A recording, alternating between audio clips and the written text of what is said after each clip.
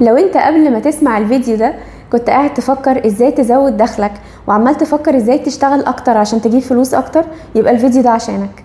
اتأكد ان مش المجهود الزيادة ومش الوقت الزيادة في الشغل هو اللي بيزود دخلنا. المعتقد ده عند ناس كتير قوي، تعبهم جدا في حياتهم ومخليهم طول الوقت بيشقوا وبيتعبوا وحاسين اللي بيخش لهم اقل من اللي هم عايزينه. امال ايه الحقيقة؟ الحقيقة ان انت لو فكرت كده شوية هتلاقي ان العامل مثلا او البنا بيشتغل كتير جدا وبيبذل مجهود غير عادي وبيشيل ممكن طوب على كتفه واسمنت، وبيشتغل اكتر من المهندس اللي قاعد في مكتب مكيف بيشتغل كام ساعة عشان يرسم حاجة معينة وتطلع للنور. ازاي بقى العامل ده بالرغم انه بيشتغل اكتر بس بياخد فلوس اقل، والمهندس اللي بيشتغل ممكن في مكان مكيف ومريح اكتر وممكن عدد ساعات اقل بس بياخد فلوس اكتر؟ ده اكبر دليل على اللي انا بقوله لك دلوقتي، ان مش كمية الشغل ومش الوقت اللي بتقضيه فيه ومش المجهود البدني اللي بتبذله هو اللي بيحدد دخلك قد ايه.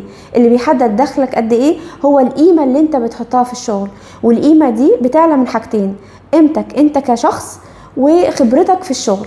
كل ما بتزداد خبرة كل ما قيمتك في السوق بتزيد.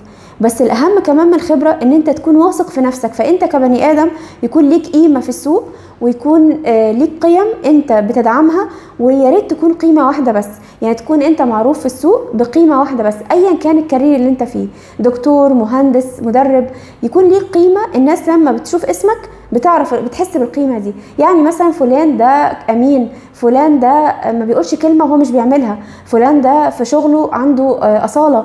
فانت ايه القيمة اللي انت تحب تقولها على نفسك؟ دايما دور على القيمة اللي انت تكتسبها والخبرة اللي بتاخدها من شغلك علشان تعرف تزود دخلك.